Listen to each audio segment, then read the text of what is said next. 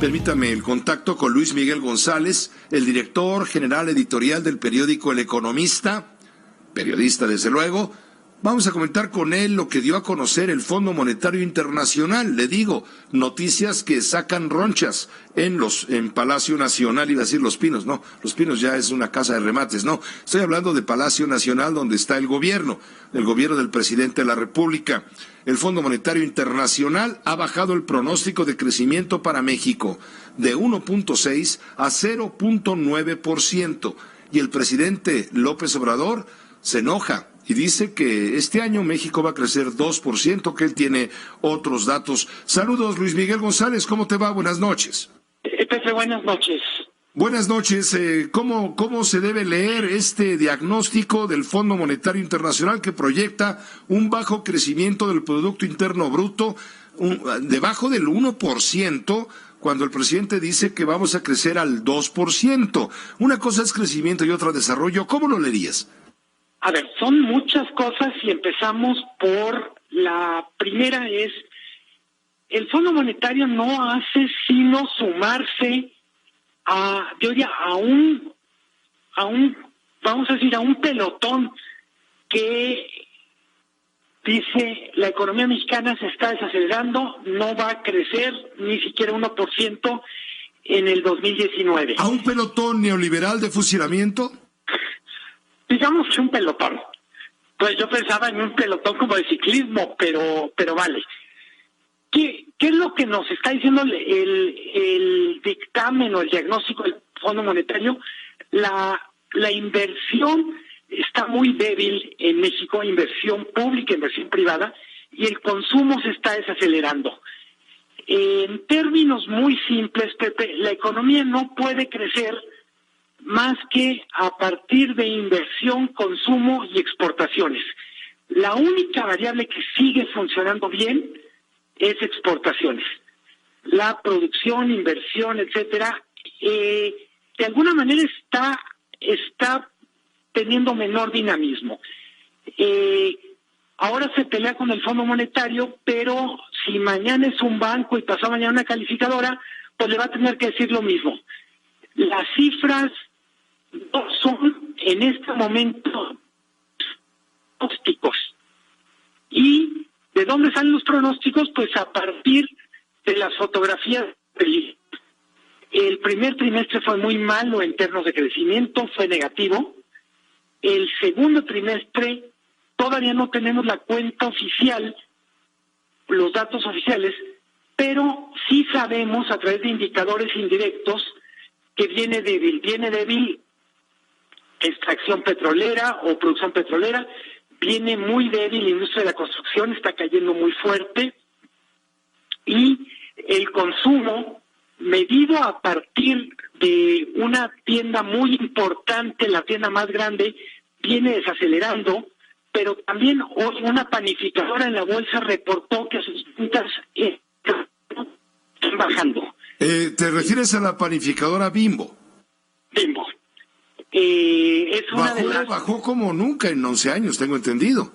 Sí, y nos entregó, digamos, una piecita del rompecabezas, y es el consumo interno medido a través de las ventas de Bimbo, refleja que la economía mexicana está débil.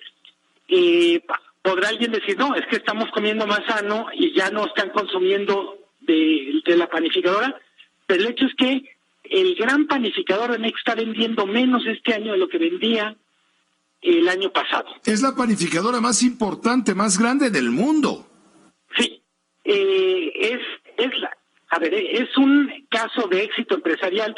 Para los fines de esta discusión o de este tema, es un barómetro del comportamiento del consumidor mexicano en términos de cuánto está comprando, y lo que nos dicen sus cifras es está comprando menos de lo que compraba hace un año, mucho menos, significativamente menos. Habría que ver cómo está vendiendo Coca-Cola, ¿no?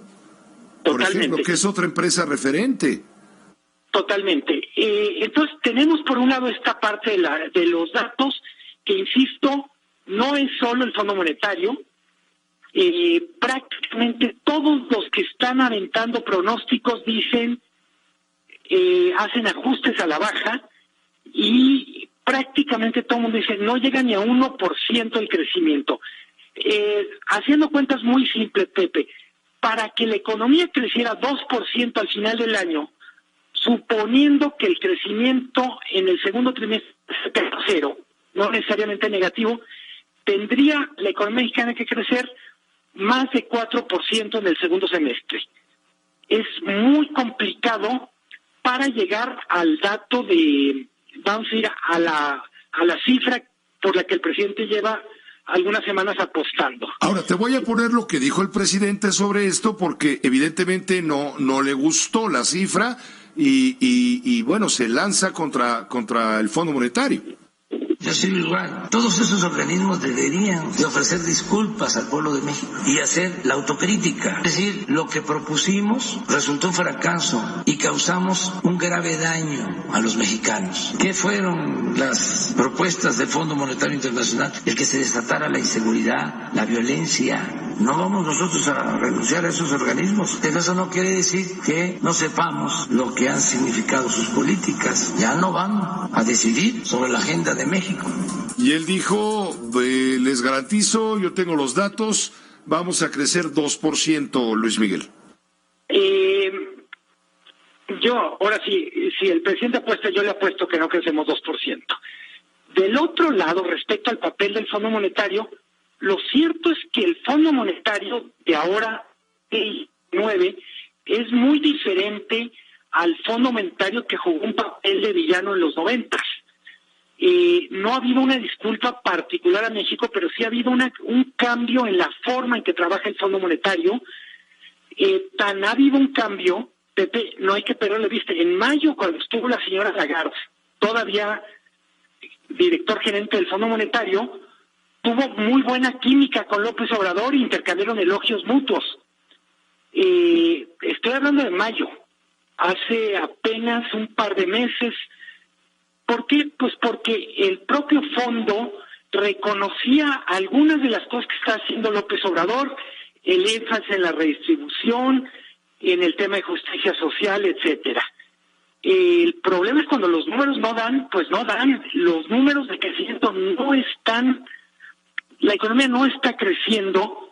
Y una cosa sí puede hacer el presidente, además de enojarse con el Fondo Monetario, tiene que ver con revisar gasto e inversión pública. Uno de los factores que explica la debilidad de la economía en el primer semestre es que el gasto público, la inversión pública, no ha fluido de manera, vamos a decir, de manera tan voluminosa, tan cuantiosa como está en el presupuesto, no ni más ni menos. De modo exacto, Estamos perdiendo la comunicación, Luis Miguel, pero básicamente lo importante, creo que lo has comentado, lo has dicho, explicando las razones por las cuales el Fondo Monetario Internacional está tomando esta información que, insisto, ha molestado. También a esto hay que sumar lo que ha dicho la calificadora financiera Fitch Ratings. Esta calificadora Fitch Ratings también baja las expectativas de crecimiento económico a 1% para 2019, la mitad de lo que está esperando el presidente de la República. Podría afectar, dice Fitch Ratings, la colocación de créditos y el crecimiento económico durante el año.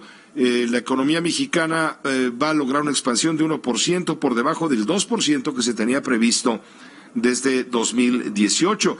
También Moody's es otra calificadora financiera, está trinando, diciendo que estados y municipios en México deben reportar todas sus obligaciones de deuda y no todos cumplen. Dice por lo menos 7 estados presentan una baja confiabilidad, transparencia e integridad en sus estados financieros. Los estados peor evaluados por esta calificadora son Baja California, Sonora, Chihuahua, Nuevo León, Zacatecas, Nayarit y Veracruz. Cerramos, ¿te parece, con tu comentario? Pepe, de manera muy breve, aparte de pelearse con las calificadoras, sí hay algo que está en la mano o al alcance de la mano de López Obrador y tiene que ver con normalizar el gasto público, el gasto en la inversión pública. Uno de los factores que explica la debilidad del crecimiento de la economía mexicana en este primer semestre es que el gasto público no ha fluido. Dos sectores en particular han prendido las señales de alerta: construcción y farmacéutica. Evidentemente, una parte de esta restricción o freno al gasto ha tenido que ver con el combate a la corrupción, pero se les ha pasado la mano. De la austeridad pasamos al austericidio, como hemos dicho otras veces. Pues te agradezco mucho, Luis Miguel González, pendientes pues y en comunicación permanente. Hasta pronto. Un abrazo muy fuerte, Pepe. Buenas noches, igualmente para ti. Luis Miguel González, director general editorial del periódico El Economista.